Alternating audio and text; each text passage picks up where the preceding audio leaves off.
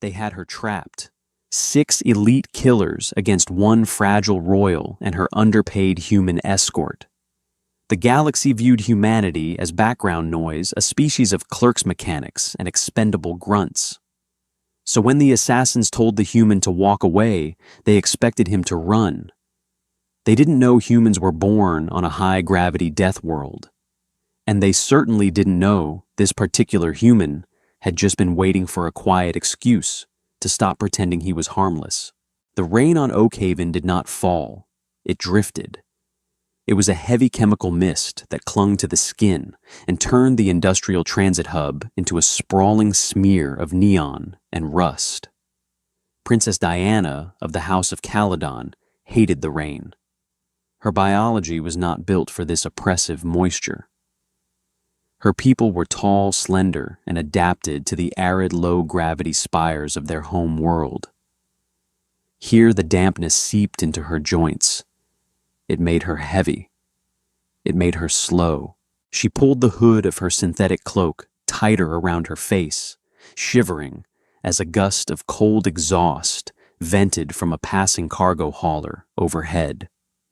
A few paces ahead, Arthur stopped. He didn't look back at her, just tilted his head slightly, listening to the ambient noise of the lower levels. Diana watched him, a familiar surge of resentment bubbling in her chest. Arthur was a human. That fact alone was supposed to be a closely guarded secret of her father's Security Council, an eccentric choice made by a paranoid king. Humanity was a young species on the galactic stage. They lacked the refined elegance of the Caledonians, the telepathic resonance of the deep core races, or the raw, terrifying biomechanics of the Outer Rim mercenaries. They were, by all accounts, startlingly average. Arthur looked exactly that. Average. He wore a faded canvas jacket that had seen better decades, scuffed leather boots, and a perpetually exhausted expression. He wasn't armed with a plasma caster or a kinetic shield generator. He just had 2 heavy hands shoved deep into his pockets and a slight slouch that made him look like a tired dock worker heading home after a double shift. "Keep moving," Arthur said. His voice was low, a gravelly rumble that barely carried over the hiss of the rain. "Don't look up." "My legs are burning," Diana whispered, her breath hitching. "We've been walking for 3 hours. The extraction point was supposed to be at the northern platform." Extraction point was compromised. Arthur kept his eyes forward. "Routes burned. We're taking the maintenance tunnels." "You don't know that. You're guessing." Arthur finally stopped and turned to look at her. The neon signs from a shuttered noodle stand cast long, bruised shadows across his face. He didn't look angry. He just looked infinitely tired. "Princess, I don't guess. The mag train that left the northern platform 20 minutes ago blew a primary relay. Except relays don't blow outward, they collapse inward. It was a shaped charge. Someone wanted us on that train. Since we weren't, they're looking for us here." Diana swallowed hard. The reality of the past 48 hours pressed down on her, heavier than Oakhaven's gravity. Her uncle's betrayal, the sudden violent coup at the palace, the agonizing escape through the servant quarters while the royal guard was slaughtered. And now she was entirely dependent on a man who looked like he belonged in a dive bar, not a royal security detail. "Who?" she asked, her voice trembling. "Who is looking for us?" "Professionals," Arthur said flatly. He turned back around. "Walk faster." They descended a flight of steel stairs, leaving the relatively busy commercial tier for the subterranean maintenance grid. The air down here smelled of ozone, stagnant water, and rotting insulation. The lighting was intermittent long stretches of absolute darkness, punctuated by flickering sodium bulbs. Diana's boots clicked against the grating. She tried to soften her steps, but her long, delicate legs were trembling. Every shadow looked like a sniper. Every dripping pipe sounded like a footstep. "You're making too much noise," Arthur muttered, slowing his pace so she could catch up. "I cannot help it." She snapped, a sudden flash of royal indignity overriding her fear. "My bone density is a fraction of yours. This gravity is pulling me into the floor. If my father had assigned a proper guard, a Caledonian sentinel, I wouldn't be... If your father assigned a sentinel, you'd be dead in the palace courtyard right now," Arthur interrupted. He didn't raise his voice. He didn't have to. The cold certainty in his tone was enough to shut her up.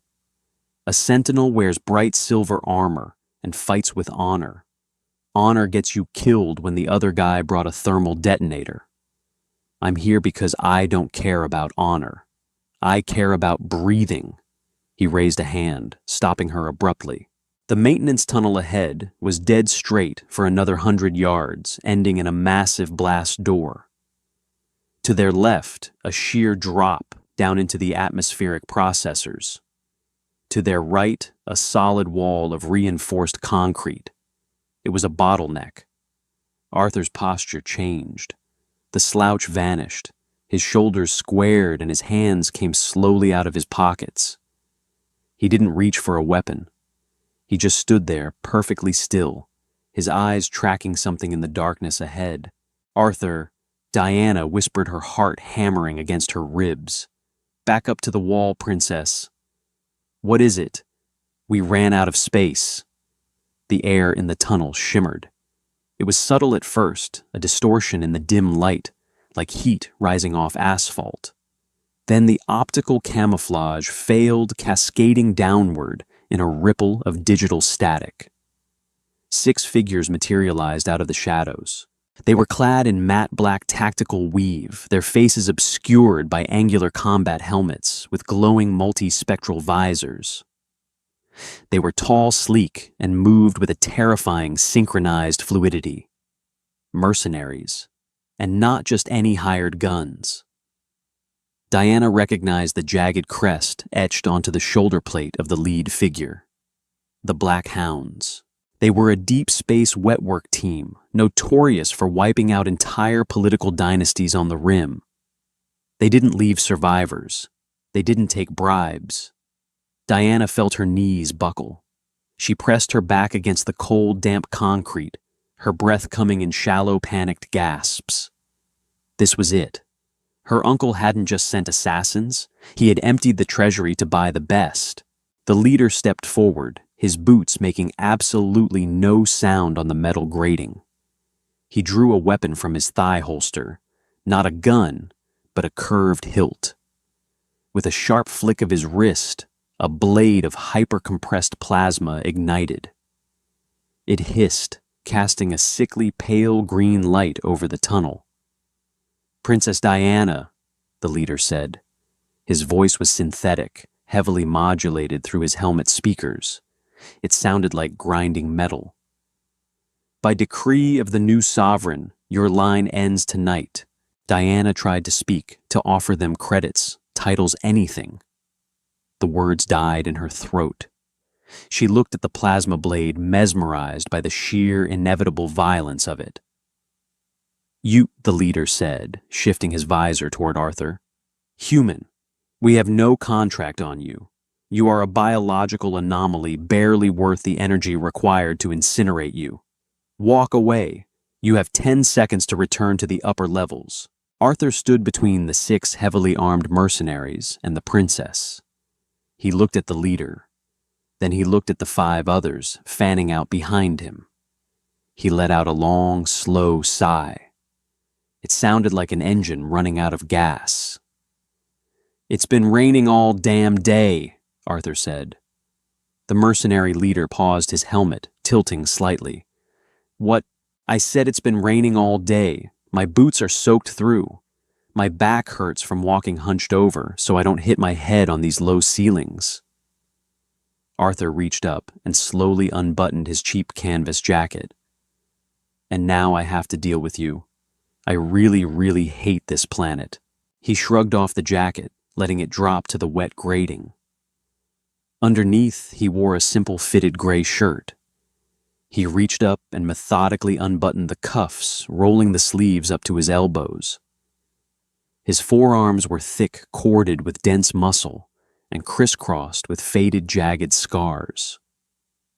Human, the leader warned, raising the plasma blade. "You mistake our apathy for mercy. Step aside. You guys rely too much on your tech," Arthur said. He rolled his neck, a loud pop echoing off the concrete walls. "Camouflage, thermal visors, plasma blades. You forget about the basics: mass, velocity, physics." Diana watched him horrified. Was he trying to get himself killed? He was unarmed. The mercenaries were clad in kinetic absorbent armor. A Caledonian could strike them with all their might and only break their own hand.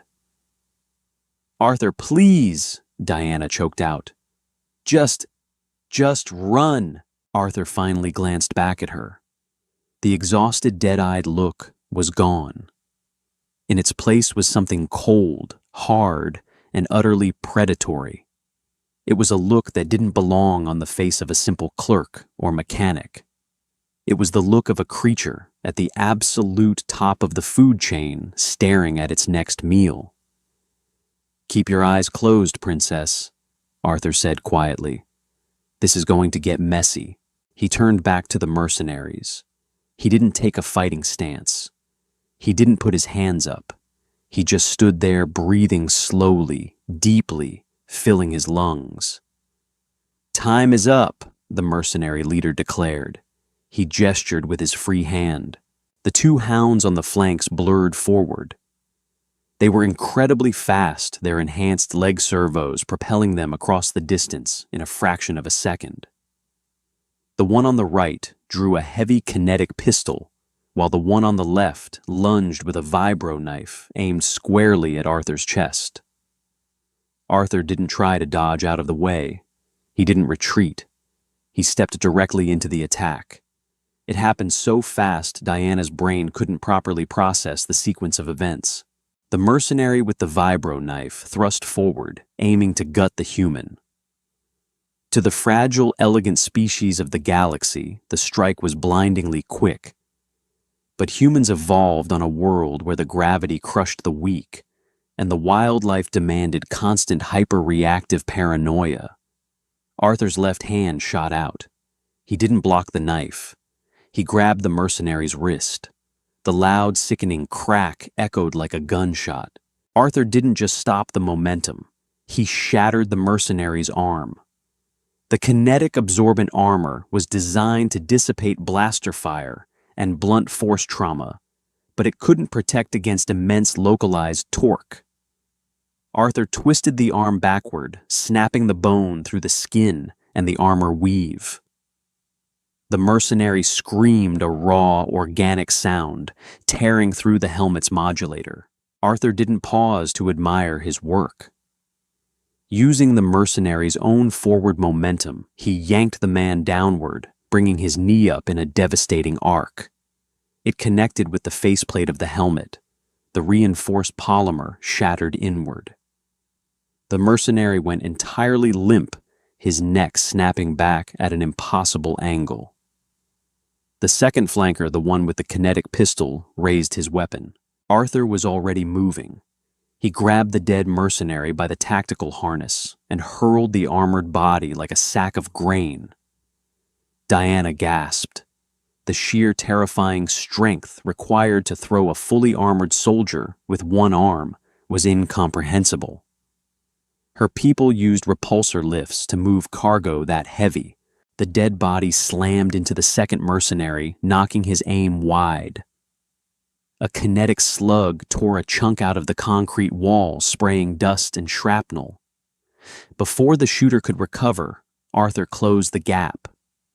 He moved like a freight train, heavy, unstoppable, devoid of any grace or artistry. It was pure, brutal efficiency. He drove his shoulder into the shooter's chest. The impact sounded like a speeder crashing into a brick wall. The mercenary was lifted entirely off his feet, crashing onto the grating. Arthur stomped down hard on the man's weapon hand, crushing it into a bloody paste against the steel floor, then delivered a single shattering kick to the side of the helmet. Silence fell over the tunnel, save for the hum of the leader's plasma blade. 2 dead. 4 seconds. The remaining 4 mercenaries froze. The illusion of their invincibility shattered instantly. They were staring at an anomaly. Humans weren't supposed to fight like this. They didn't have claws or armored scales or hyper reflexes. But they had density. They had muscle built under crushing gravity, fueled by an evolutionary history steeped in relentless, brutal conflict. "Kill him!" the leader roared, taking a step back. The 3 remaining hounds opened fire. Blue bolts of ionized plasma screamed down the tunnel. Arthur dropped to the floor, sliding beneath the volley. The air sizzled superheated ozone, burning Diana's lungs as she squeezed her eyes shut and pressed herself flat against the concrete. She heard the heavy thud of Arthur's boots finding purchase. He sprang upward, grabbing a thick, low-hanging steam pipe that ran along the ceiling. With a violent jerk, he tore the pipe free from its housing. High-pressure, scalding steam erupted into the tunnel, instantly blinding the mercenaries' thermal visors and filling the space with an impenetrable white fog. Diana heard shouts of confusion, then the sickening sound of heavy metal striking bone. "Where is he?" one of the mercenaries panicked, firing blindly into the fog. Thud, crunch, another scream cut short. Arthur was a ghost in the steam. He wasn't using tech to hide. He was using the environment. He was hunting them. Diana peered through the swirling white mist. She saw a shadow materialize behind one of the hounds. A massive bare-knuckled fist swung down, connecting with the back of a helmet. The mercenary crumpled to the floor, instantly unconscious or dead. The leader swung his plasma blade, wildly slicing through the steam. "Face me, animal!" he shouted, his voice cracking with actual fear. "I'm right here," Arthur's voice rumbled. It didn't come from in front of him. It came from above. Arthur dropped from the tangled wiring of the ceiling directly onto the leader's shoulders. The momentum brought them both crashing to the floor. The plasma blade flew from the leader's hand, skittering across the grating and shutting down. The leader tried to throw the human off, but Arthur was too heavy, too rooted. Arthur grabbed the sides of the mercenary's helmet. "Wait!" the leader choked out. Arthur twisted violently. A sharp snap echoed through the tunnel. The leader stopped moving. The steam slowly began to dissipate, venting up through the atmospheric grates. Diana opened her eyes, her whole body trembling violently. The tunnel was a slaughterhouse. 5 heavily armored elite assassins lay dead on the metal grating. The 6th, the one who had taken the blunt force of the pipe, was moaning softly in a pool of his own blood, unable to stand. Arthur slowly pushed himself up off the leader's body. He looked down at his knuckles. They were split and bleeding, the skin torn from the impact against the reinforced helmets. He wiped a smear of blood off his cheek with the back of his hand, entirely unfazed.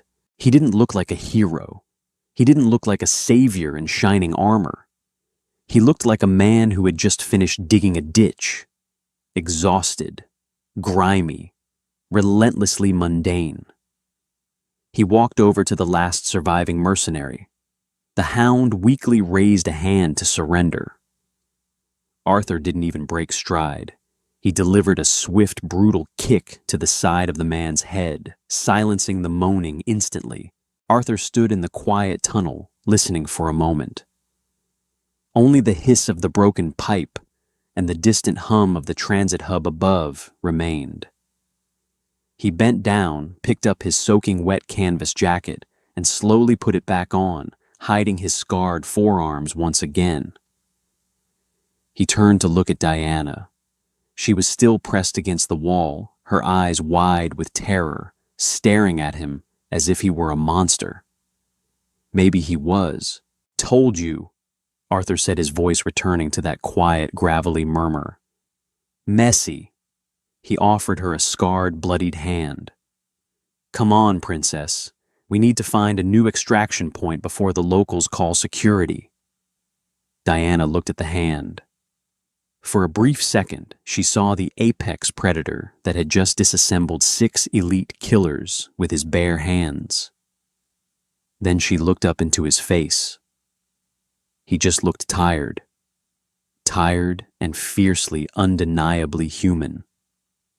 She took his hand. The adrenaline was wearing off. Diana could see it in the way Arthur walked. The fluid, unstoppable violence he had unleashed in the maintenance tunnel was gone, replaced by a stiff, heavy limp. He favored his left leg. His breathing was audible now, a ragged rasp that echoed over the rush of the subterranean aqueducts. The knuckles of his right hand were swollen to the size of plums, the skin split, and oozing dark red blood that dried to a rust color in the dim light. They had been walking for another hour, downward, always downward. Oakhaven was a layered city built like a decaying cake. The top tiers belonged to the corporate elites, and the local aristocracy glass spires, synthetic sunlight, and filtered air. The middle tiers were commercial zones. Down here in the industrial underbelly, the air was toxic if you breathed it too long. It tasted of copper and burning sulfur. Diana's lungs burned. Her legs felt like lead. She was a Caledonian royal bred for perfectly climate-controlled environments and soft-yielding surfaces. The metal grating of the walkways was tearing right through the thin soles of her ceremonial boots. "Arthur!" she gasped, bracing a hand against a damp concrete pillar. "I must rest." He didn't stop. He didn't even turn his head. "No, I am commanding you," she said, trying to summon the authority of her bloodline. It came out as a pathetic wheeze. 5 minutes. Arthur finally stopped. He pivoted on his good leg, the movement slow and deliberate. He stared at her. The shadows deepened the hollows of his eyes. He didn't look angry. He looked hollowed out. Princess Arthur said, his voice stripped of all patience. "You don't command down here. The crown doesn't exist past level 40. Right now, you are a very expensive piece of meat walking through a slaughterhouse.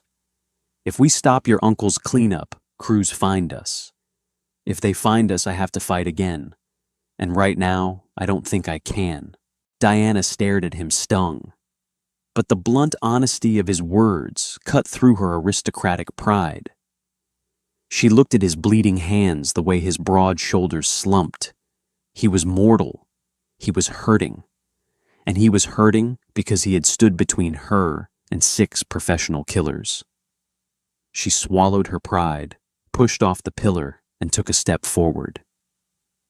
"Where are we going?" "To a friend."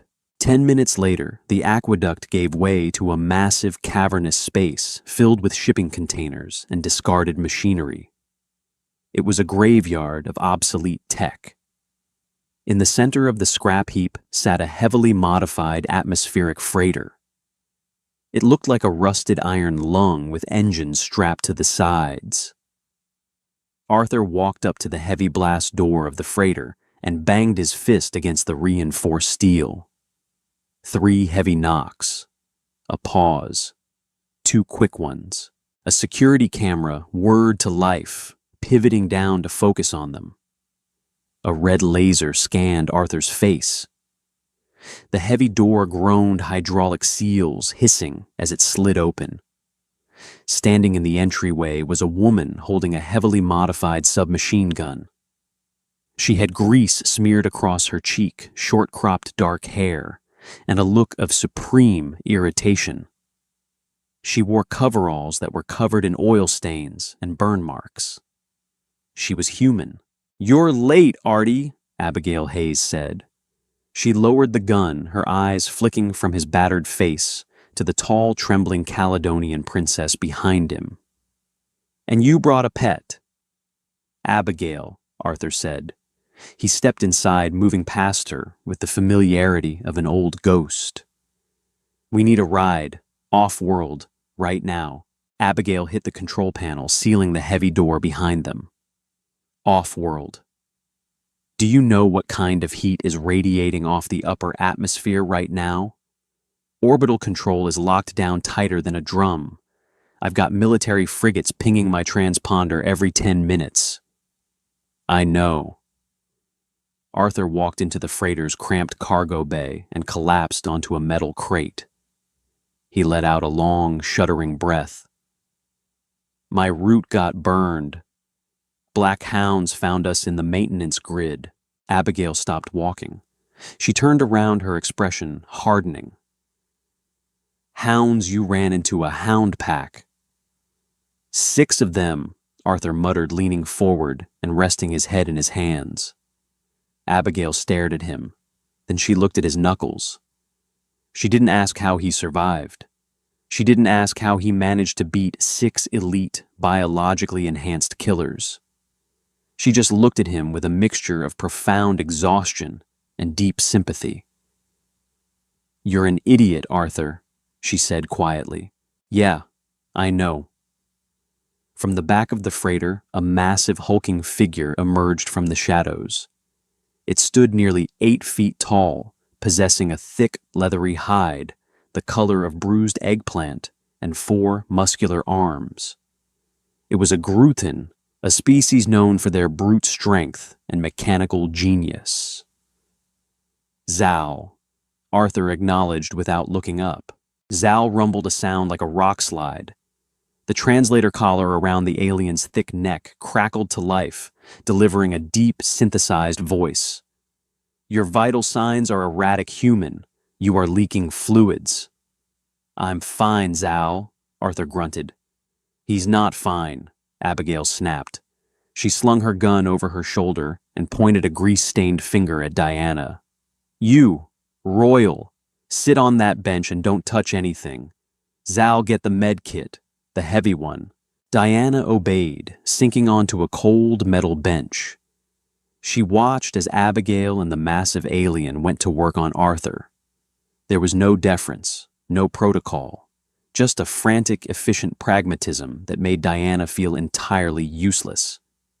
She was a princess of the Caledonian Empire, and yet in this rusted metal box, she was the least important person in the room.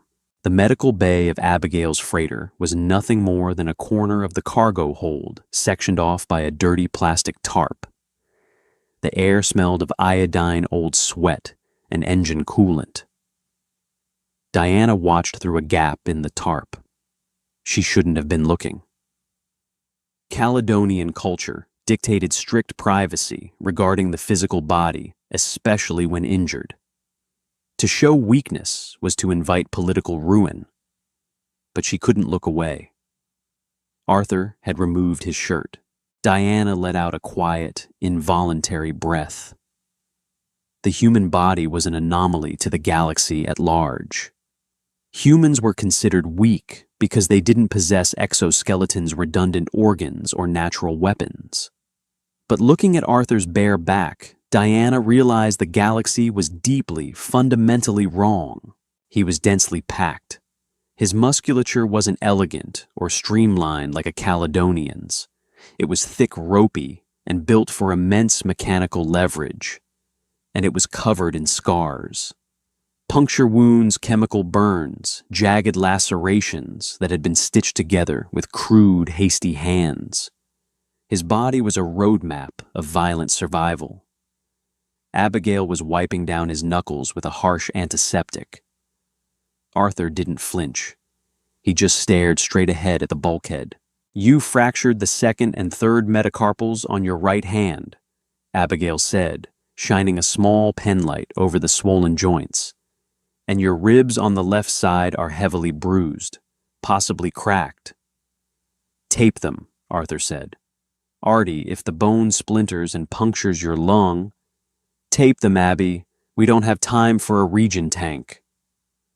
Abigail glared at the back of his head. She grabbed a roll of thick, industrial-grade medical tape. Lift your arms. As she wrapped his ribs, pulling the tape painfully tight, Zal approached. The Gruthin handed Abigail a small auto-injector filled with a cloudy blue liquid. This will suppress the pain receptors, Zal's translator crackled, though it will limit your fine motor functions by 4%. Keep it, Arthur said, waving the injector away. I need to feel it. Pain keeps you awake. Pain means you're not dead yet. Abigail jammed the auto-injector into Arthur's shoulder anyway. He let out a sharp grunt, glaring at her. Shut up and take your medicine, tough guy, Abigail muttered, tossing the empty injector into a waste bin. You're useless to me if you go into shock. Now explain to me how a low-level palace mechanic ended up with a Caledonian princess and a bounty from the Black Hounds on his head. Arthur sighed carefully, lowering his arms. I wasn't just a mechanic. No kidding, Abigail snorted. You ripped a hound's helmet off with your bare hands.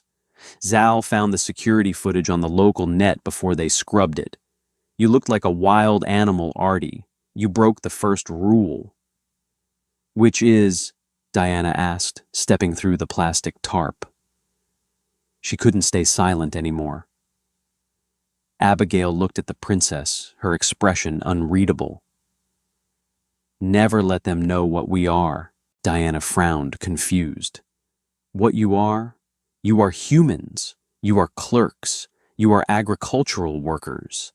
Abigail let out a harsh, bitter laugh. Yeah, we are. Because if we told the galaxy the truth, they'd glass our homeworld. Arthur turned to look at Diana. The painkillers were kicking in, loosening the tight lines of pain around his mouth, but his eyes were still dead serious. Princess, what do you know about Earth?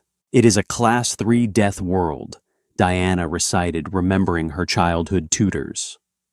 High gravity, volatile tectonic activity, extreme weather cycles, toxic flora and fauna, a miracle that life evolved there at all. Exactly, Arthur said softly. Gravity on Earth is nearly triple the galactic standard. The air pressure is heavy enough to crush the lungs of a standard Caledonian. Every single animal on that planet is designed to kill you, eat you, or infect you. We didn't evolve through telepathy or enlightenment. We evolved by being harder to kill than everything else around us. He pointed to his chest. Our bones are dense. Our muscle fibers are built to operate under constant crushing pressure. When we step off Earth and into standard galactic gravity, it feels like taking off a weighted vest.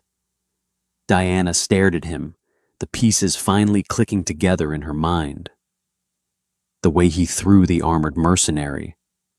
The way he shattered bone with a single strike. He wasn't augmented. He was just unchained. Then why hide it? Diana asked. If your people are this strong, why endure the mockery? Why work as servants? Because of the Outer Rim Wars, Abigail answered, leaning against the bulkhead. 50 years ago, when humanity first achieved FTL flight, we ran into the Krell Empire. The Krell were conquerors. They looked at our little exploration fleet and saw slaves. They tried to invade Earth. Abigail crossed her arms, her jaw tightening. They lasted 3 weeks. Our gravity crushed their ground vehicles. Our microbes ate their immune systems. And our military, well, we had thousands of years of practice fighting each other. We slaughtered them. The Galactic Council was terrified. They saw a race of hyper-violent, ultra-dense predators bursting onto the scene. They were drawing up plans to quarantine our solar system permanently, maybe even sterilize it. Arthur picked up his shirt and carefully pulled it over his taped ribs. So our leaders made a deal. We disarmed. We downplayed our physical capabilities. We exported our engineers, our farmers, our mechanics. We smiled, we kept our heads down, and we let the galaxy think we were soft, fragile little apes. It was the only way to survive the politics. Diana was speechless. An entire species suppressing its true nature, playing the fool just to be allowed a seat at the table. It was a level of strategic deception her father's court couldn't even fathom. "My father knew," Diana whispered. "That's why he hired you. He didn't want a guard. He wanted a weapon nobody else could see." "Yeah," Arthur grunted, standing up. He tested his weight on his bad leg, wincing slightly. "And now the weapon is broken. We're trapped in a basement, and half the city is looking for us." "Correction," Zal's heavy voice interrupted. The alien was standing by the primary sensor console, staring at a cluster of flashing red lights. "They are no longer looking for you." Abigail pushed off the wall, rushing to the console. "Talk to me, Zal. What are we looking at?" Proximity sensors at the outer perimeter of the scrapyard have been tripped.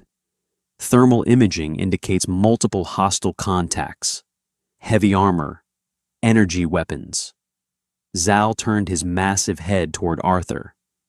"They have found us." Arthur didn't panic. He just reached down and picked up a heavy solid steel hydrospanner from a nearby workbench. It weighed a good 20 pounds. In his hand, it looked like a toy. "Abby," Arthur said calmly, "get the engines hot."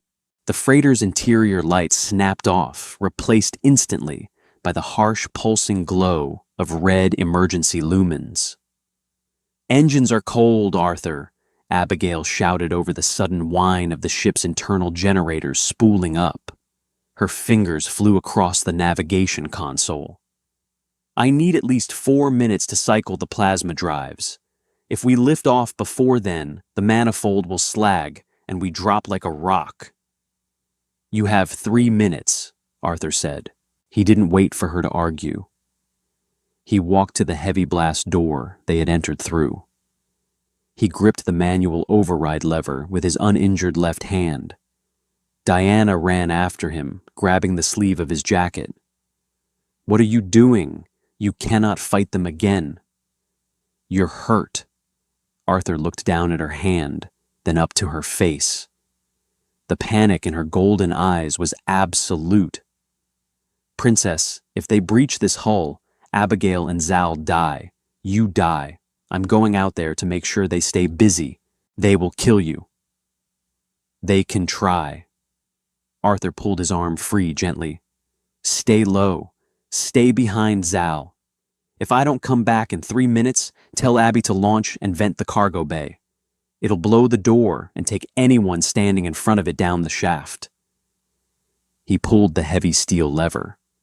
The door hissed opening just wide enough for him to slip through, and sealed shut behind him. Diana was left in the dim red light, the silence of the cargo bay suddenly suffocating. Outside, Arthur stepped into the scrapyard. The rain was still falling through the massive atmospheric grates far above, turning the rusted metal dunes of the yard into slick, treacherous terrain. He breathed in deeply. The painkillers were working, muting the agony in his ribs to a dull ache, but the drug made his mind feel slightly detached. He needed to focus. He moved silently through the maze of discarded shipping containers. He didn't use stealth technology. He used the shadows. A heavy mechanized stomp echoed through the yard. Arthur peered around the edge of a rusted engine block. Moving through the center of the yard was an assault squad. Not mercenaries this time. These were Caledonian Royal Guards, her uncle's personal enforcers. There were 8 of them clad in heavy silver-plated shock armor, wielding high-yield plasma rifles. But it wasn't the guards that made Arthur's blood run cold. Walking in the center of the formation was a massive quadrupedal drone. It was a hunter-killer unit, heavily armored, equipped with twin rotary pulse cannons, and programmed with advanced thermal and motion-tracking algorithms. They weren't taking any chances. They brought a tank to a knife fight. 3 minutes, Arthur thought. He couldn't take them head-on. The pulse cannons would chew him into red mist before he got within 50 feet. He had to separate them. He had to use the environment. Arthur looked at the massive stacks of shipping containers towering above the courtyard. Rusted. Unstable. He climbed. Despite his injuries, his sheer physical strength pulled him up the side of the corrugated metal with terrifying speed. His fingers dug into the rusted divots, hauling his dense frame upward until he reached the top of a 3-story stack, overlooking the squad's path. Down below, the hunter-killer drone paused. Its sensor turret swiveled rapidly, a red laser grid projecting across the scrap heaps. It was scanning for life signs. Beep. Beep. Beep. The drone locked onto the freighter, hidden beneath the scrap. "Target acquired!" the squad leader shouted, his voice amplified by his helmet. "Breach the hull. Execute the royal capture the human." They began moving toward the ship. Arthur didn't hesitate. He stood up, grabbed the edge of the rusted shipping container he was standing on, and planted his boots against the adjacent stack. He engaged every muscle in his back, his heavily taped ribs screaming in protest.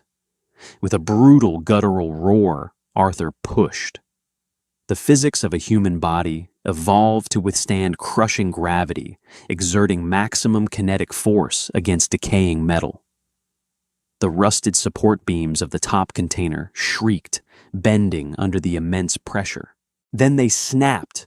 The massive 10-ton shipping container tipped over the edge. Down below, the Royal Guards looked up just in time to see a shadow blot out the ambient light of the yard. Crash. The container slammed down directly on top of the rear formation.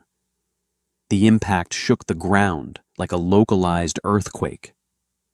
Metal shrieked.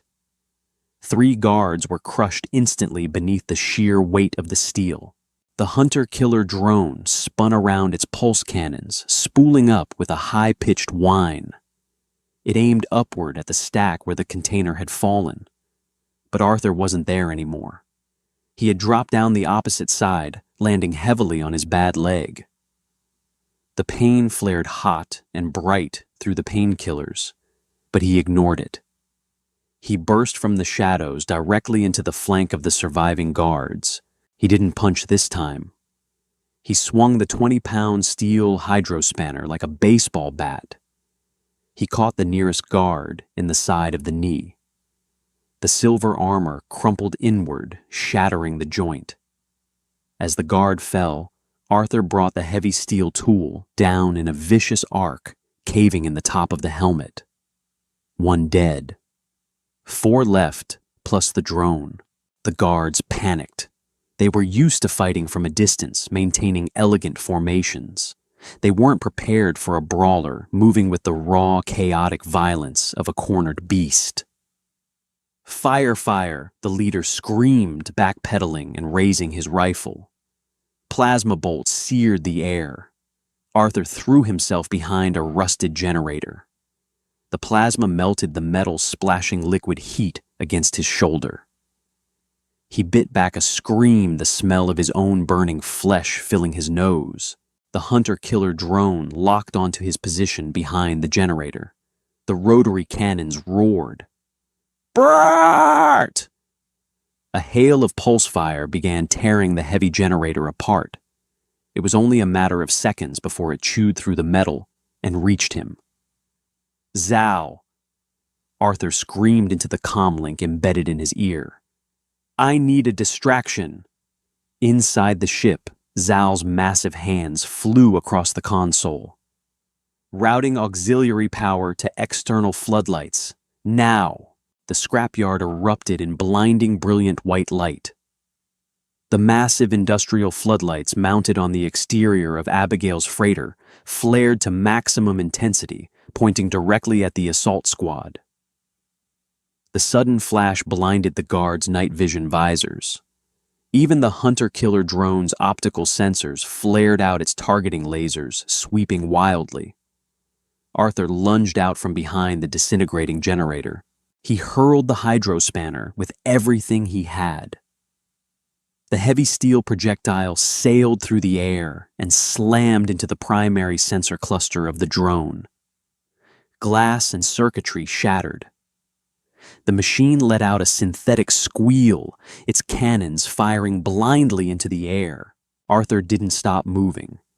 He tackled the squad leader, driving his shoulder into the man's chest plate. They crashed to the wet ground. The leader tried to draw a sidearm, but Arthur grabbed his wrist, slamming it into the mud until the gun dropped. Arthur wrapped his hands around the collar of the heavy silver armor. He pulled the man upward, then drove his forehead into the visor. Once, twice, a sickening crack. The leader went limp. The last three guards, vision clearing, realized they were standing in a graveyard of their own making. Their elite squad was decimated. The drone was spinning in circles, firing aimlessly, and the human covered in mud, blood, and burns was slowly rising from the body of their commander. Arthur picked up the dropped plasma rifle. He didn't even aim. He just fired from the hip, sending a barrage of superheated bolts into the nearest guard, dropping him instantly. The remaining two guards broke. They dropped their weapons and ran toward the perimeter. Arthur let them go.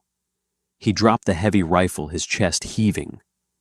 The rain was washing the blood from his knuckles. He turned toward the spinning, malfunctioning drone. He calmly walked over to it, found the exposed power coupling near the rear leg, and drove his boot through it. The machine sparked, sputtered, and died. Silence reclaimed the yard, save for the rain. Click. The comlink in his ear chimed. "Artie," Abigail's voice came through tight and stressed. "Drives are hot. Get your ass in here, now." Arthur limped toward the freighter. The heavy blast door opened just enough for him to slide through. The moment he was inside, Abigail hit the launch sequence. The floor vibrated violently. The deafening roar of the plasma drives ignited, shaking the rust from the ceiling of the cargo bay. Diana was standing by the bench, her hands clasped tightly over her chest. She watched Arthur walk in. He was a wreck. His jacket was burned, his skin was blistered, and his hands were a mess of dark blood. He collapsed onto the metal bench, leaning his head back against the wall. He closed his eyes. The ship lurched upward, G-forces pressing them heavily into the floor as Abigail ripped the freighter out of the atmospheric dock and punched it toward orbit.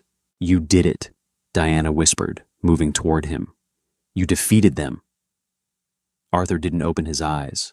A slow, dark stain was spreading across the tape on his ribs.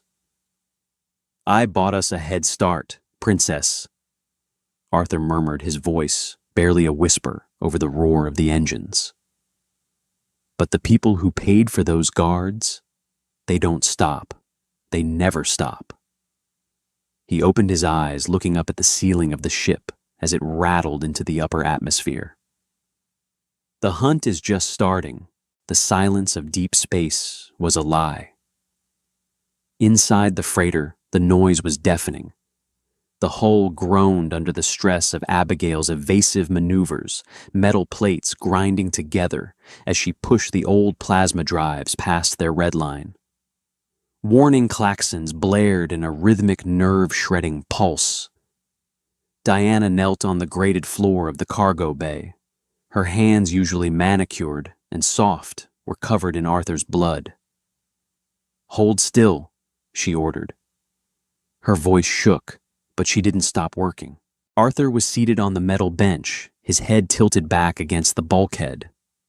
His breathing was shallow, a wet rasp that terrified her.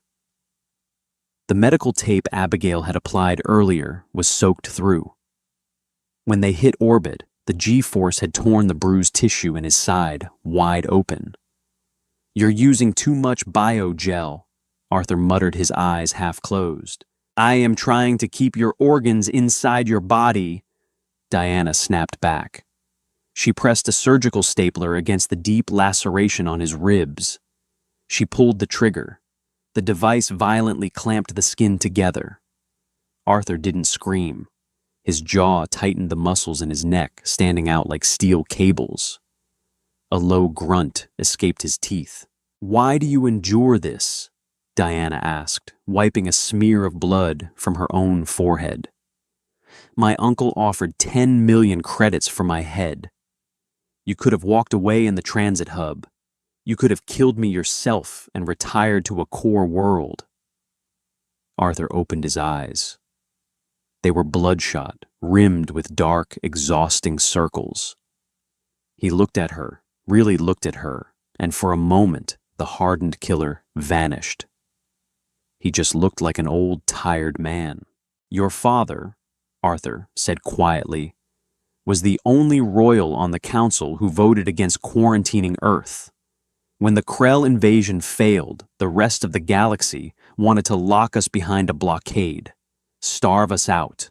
They were terrified of us." He swallowed hard, wincing, as the stapler closed another inch of the wound. "Your father stood up in front of 1,000 delegates and called them cowards," Arthur continued. "He said humanity had bled enough. He gave my people trade routes. He gave us a chance to prove we weren't just animals." Arthur's gaze drifted to the ceiling. "Before he was assassinated, he knew your uncle was making moves. He called me into his chambers. He didn't order me to protect you. He asked me." Diana paused. The stapler felt heavy in her hand. "A debt of honor." "No," Arthur said flatly. "Honor is a luxury for people who don't have to fight in the mud. It was a promise. Humans take promises very seriously." Up in the cockpit, Abigail slammed her fist against the console. "Damn it!" "What is it?" Arthur shouted, trying to sit up. Diana pushed him firmly back down. "We've got company," Abigail yelled back over the hum of the engines. "Caledonian heavy cruiser just dropped out of FTL. It's the Aegis. Your uncle isn't messing around, Princess. That ship has enough firepower to crack a moon." Zal rumbled from the sensor station. "They are locking targeting lasers. Torpedo tubes are hot. If we jump to FTL now, they will track our ion trail and intercept us before we clear the system." "We can't outrun them," Abigail said, her voice tight with panic. "I'm dumping chaff, but they're going to get a lock." Arthur pushed Diana's hands away. He stood up, leaning heavily against the bulkhead for support. He limped into the cockpit, staring at the tactical display. The massive red wedge of the Caledonian cruiser was eating up the distance on the screen. "We don't run," Arthur said. He pointed a bloody finger at a dark sector on the navigational map. "There, Sector 442. Abigail looked at the coordinates. Her eyes widened. "Are you insane? That's the Tartarus exclusion zone. It's a dead system."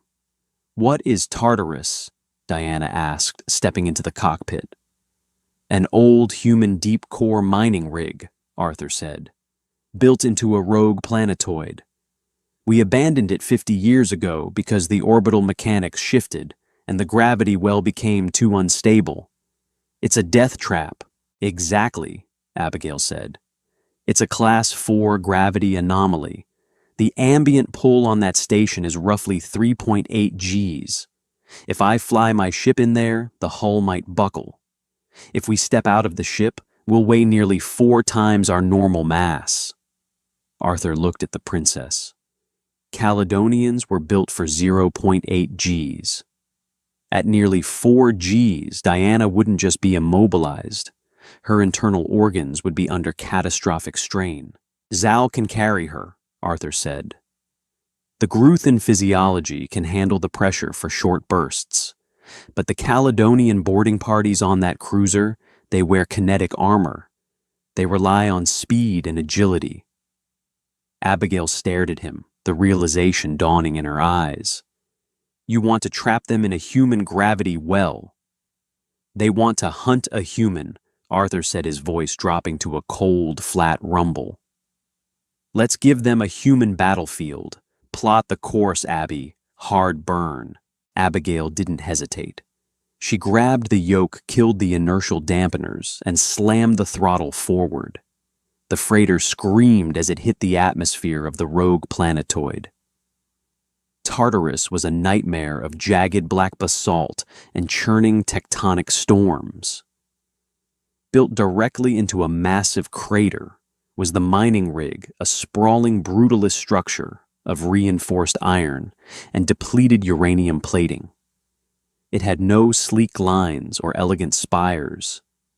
It looked like a rusted tumor growing out of the rock. Inside the freighter, the G-force hit like a physical blow. Diana collapsed instantly. Her legs simply gave out. She hit the grated floor hard, the air driven from her lungs. It felt as though invisible weights had been chained to her chest. Every breath required a conscious, agonizing effort. Beside her, Zal dropped to one knee, the massive alien groaning as the gravity amplified his already immense weight. Only Arthur and Abigail remained standing. They moved slower, their steps heavy and deliberate, but their bodies forged by the evolutionary crucible of Earth adapted. Docking clamps engaged. Abigail shouted, her hands gripping the console tight as the freighter slammed violently into the rig's primary airlock. The metal groaned, screeching in protest, but the seals held. "They're right behind us," Arthur said, watching the monitors. The Aegis was too massive to dock, but it didn't need to. 3 heavily armored boarding shuttles detached from the cruiser, tearing through the planetoid's thin atmosphere. They were carrying the Sovereign's vanguard, the most feared elite infantry in the Caledonian military. "Zal," Arthur barked. "Pick her up. Get her to the rig's primary comms array. If the station has any residual power, I need you to hotwire the transmitter." "Understood," Zal grunted. The Gruthan forced himself upward, scooping Diana off the floor. She gasped, the pressure on her ribs excruciating, but she didn't complain. "What are you going to do?" Abigail asked, grabbing a heavy pulse rifle from the weapon rack. She handed it to Arthur. Arthur looked at the gun. It was a Caledonian design. Sleek balanced, meant for precision. He tossed it onto the floor. "Guns jam in high gravity. The targeting sensors get crushed," Arthur said. He turned toward the airlock doors. "I'm going to work." He stepped out of the freighter and into Tartarus Station. The air inside the rig was stale, smelling of rust, old grease, and oxidized iron. The emergency lighting flickered, casting long, bloody shadows across the massive, reinforced corridors. This place wasn't built for comfort. It was built for extraction. Arthur walked into the main processing bay. Lying against the far wall were the tools of a forgotten era. Mining equipment. He found what he was looking for. A pneumatic industrial rivet gun, heavy enough to require 2 hands for a standard galactic citizen. He picked it up with his right hand. In his left, he hoisted a tungsten-headed impact hammer, a slab of dense metal mounted on a shock-absorbent composite shaft. It weighed nearly 60 pounds in this gravity. Arthur rested the hammer on his shoulder. He stood in the center of the bay and waited. 2 minutes later, the boarding shuttles breached the outer airlocks. Explosive charges blew the heavy doors inward. A dozen Caledonian Vanguard soldiers poured into the processing bay. They wore the finest combat armor money could buy, sleek, articulated, powered by micro servos. But money couldn't buy physics. The moment they stepped off their shuttles and into the station's ambient gravity, the Vanguard hit a wall. The lead soldier stumbled, his knees buckling under the sudden crushing weight of his own armor. The microservos whined violently, trying to compensate for the 3.8G environment. But they were calibrated for standard galactic parameters. The armor became a cage of lead. "Movement is restricted." One of the soldiers panicked, his voice echoing over the comms. "Gravity is at extreme parameters. I can barely lift my rifle." Arthur stepped out of the shadows. He didn't run. He didn't need to. He walked toward them with the slow, inevitable momentum of a glacier. "Target sighted," the squad leader yelled. He tried to raise his plasma rifle. His arms trembled violently, the weapon swaying off target. He managed to squeeze the trigger. A plasma bolt seared the air, missing Arthur's shoulder by 3 feet. Arthur didn't flinch. He raised the pneumatic rivet gun. It wasn't a weapon of war. It fired 6-inch depleted uranium spikes meant to anchor steel beams into solid rock. Thunk. The recoil was massive, but Arthur's dense musculature absorbed it. The uranium spike tore across the room and punched straight through the chest plate of the squad leader, pinning him violently to the bulkhead behind him. The Vanguard froze. This wasn't combat. It was an execution. "Fire all units, fire." They tried. They fought against the gravity, fighting their own armor, fighting the terror rising in their throats. Plasma splashed against the iron pillars, melting slag, but their aim was destroyed by the sheer effort of lifting their arms. Arthur closed the distance. He dropped the rivet gun and gripped the tungsten hammer with both hands. He swung it low, aiming for the knees of the nearest soldier. The impact sounded like a car crash. The armor-shattered bone pulverized into dust. The soldier collapsed, screaming. Arthur didn't stop. He moved through them like a reaper in a wheat field. The gravity that was crushing them was fueling him. He brought the hammer down on helmets, crushing them into the grated floor. He used his shoulders to ram them into the walls.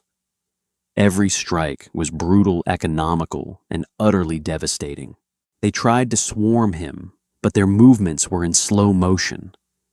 To Arthur, it was like fighting underwater.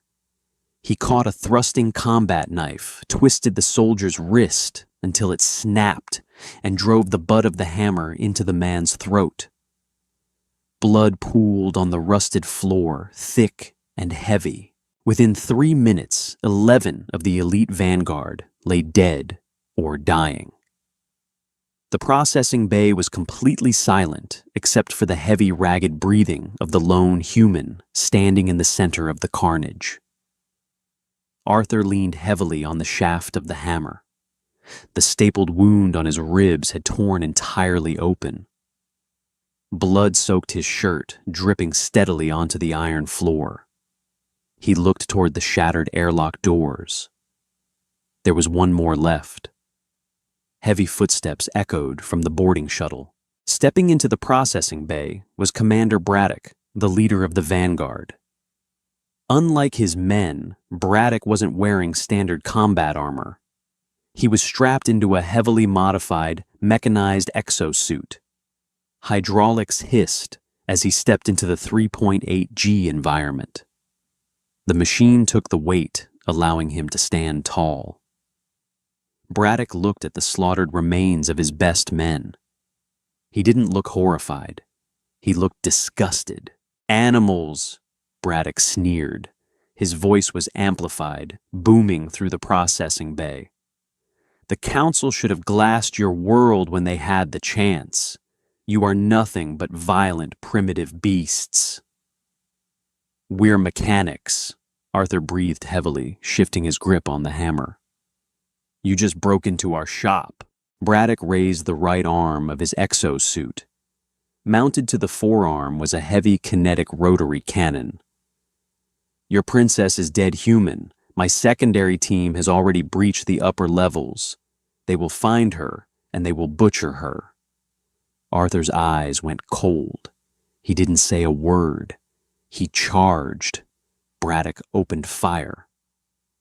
The rotary cannon screamed, chewing up the iron floor in a rapid line toward Arthur. Arthur dove behind a massive, rusted, smelting crucible. Kinetic slugs the size of a fist tore into the metal, showering him in sparks and shrapnel. He couldn't stay pinned. The exosuit would just tear the cover apart. Above him, the catwalks groaned under the gravity. Arthur looked at the thick iron chains hanging from the ceiling, used for hoisting ore. He grabbed the tungsten hammer, stepped out from cover, and threw it with every ounce of strength he had left. He didn't aim at Braddock. He aimed at the rusted locking mechanism holding the heavy chains above the commander's head. The hammer struck true. The ancient lock shattered. Thousands of pounds of heavy industrial chain, multiplied by the crushing gravity, cascaded downward like a steel waterfall. It slammed directly onto Braddock's exosuit. The machine shrieked as the hydraulics fought against the sudden, overwhelming weight. The rotary cannon jammed entangled in the thick iron links. Braddock struggled, trying to pull himself free, but the gravity was relentless. The suit was pinned. Arthur didn't hesitate. He pulled the combat knife from the belt of a dead Vanguard soldier and sprinted toward the trapped commander. Braddock managed to rip his left arm free from the chains. He swung a massive mechanized backhand at Arthur. Arthur ducked, but he wasn't fast enough. The metal fist clipped his shoulder. The impact sent Arthur spinning through the air. He crashed hard onto the iron floor, sliding 10 feet. His vision whited out. A sickening pop echoed in his ear. His collarbone was shattered. He lay there gasping, tasting copper. His body had finally reached its limit. "Pathetic," Braddock spat, struggling to push the chains off his suit. "You bleed like the rest of us." "Attention, Caledonian fleet." The voice echoed not just through the processing bay, but through the station's public address system. It was loud, clear, and carried absolute authority. It was Diana. Arthur managed to turn his head, looking up toward the observation deck overlooking the bay. Diana stood there, leaning heavily against the reinforced glass. Zal was behind her, holding the torn wiring of the station's primary comms console. She had found the broadcast array. "This is Princess Diana of the House of Caledon, true heir to the sovereign throne." Her voice boomed, transmitting on all open frequencies back to the Caledonian core worlds. "I am transmitting the unedited visual feed from this station. I am transmitting the decoded orders given to the Vanguard by my uncle, the traitor." Braddock froze, staring up at the observation deck. "Shut the feed down," he screamed at his comms unit. "Jam the signal. It is too late, Commander." Diana's voice echoed. "The Senate sees you. The Loyalist fleet see you. They see the slaughter of my father's guards. They see my uncle for the usurper he is. Your mandate is broken." On the tactical monitor in Braddock's suit, the status of the Aegis cruiser outside flashed from green to red. Mutiny. The Loyalist crew members aboard the cruiser, seeing the undeniable proof of the coup, had turned on the Vanguard officers. Braddock let out a roar of absolute fury. He diverted all power to the suit's servos, ripping himself free from the chains. He raised his remaining mechanized arm, aiming the hydraulic claw directly at the observation deck. "I'll kill you myself." He never took the step. Arthur was there. He had forced himself off the floor, using only his good arm. He didn't have the hammer. He didn't have the gun. He had his own brutal, terrifying density. Arthur threw himself onto the back of the exosuit. He climbed the metal plating like a feral animal, ignoring the agonizing pain in his shoulder and ribs. He reached the power coupling at the base of Braddock's neck, the same vulnerability he had exploited on the drone. Braddock thrashed, trying to reach over his shoulder to grab the human. Arthur drove the stolen combat knife into the armored gap. He didn't just stab it. He used his entire body weight, fueled by the 3.8 G gravity, dragging the blade downward through the hydraulic lines and primary power cables. Sparks erupted. Fluid sprayed in a high-pressure arc. The exosuit seized. The lights on the chassis died. The mechanical joints locked up, instantly freezing Braddock inside a half-ton coffin of dead metal. Under the crushing gravity of Tartarus, the commander couldn't even budge the manual release latches. He was entombed. Arthur let go of the knife. He slipped off the back of the dead suit, hitting the floor heavily. He didn't try to get back up. He just lay there, staring at the rusted ceiling, his chest rising and falling in shallow, jagged gasps. The processing bay went completely still. Minutes later, heavy, slow footsteps approached. Diana knelt beside him. She was exhausted, pale, and trembling from the immense physical toll of the gravity. But there was no fear left in her eyes. The fragile, delicate royal who had complained about the rain on Oakhaven was gone. In her place was a queen who had just witnessed the absolute limits of survival. She gently placed a hand over his bleeding chest. "The Aegis has surrendered," she whispered, her voice cracking. "The captain pledged his loyalty to me. My uncle has been arrested in the capital. It's over, Arthur. You won." Arthur coughed a weak smile, touching the corners of his bloody mouth. "Not bad, for a mechanic." Diana carefully leaned down, resting her forehead against his. "You are no mechanic. You are the shield of my house. And when I take the throne, the galaxy will know the truth about humanity. They will know what you are." Arthur closed his eyes, the darkness finally pulling him under. "No," he whispered softly. "Let them think we're soft, princess. It makes it easier when we have to break them." And there you have it, a brutal reminder to the galaxy that humanity's polite smile is just a mask over our high-gravity death world origins. If you enjoyed Arthur's relentless, bone-crushing defense of Princess Diana, hit that like button right now and share this story with your fellow sci-fi junkies. It truly helps the channel survive the algorithm. Don't forget to subscribe and ring the notification bell so you never miss our next gritty HFY adventure. What would you do if an alien empire mistook your mundane human traits for weakness? Drop your thoughts in the comments below. I read every single one.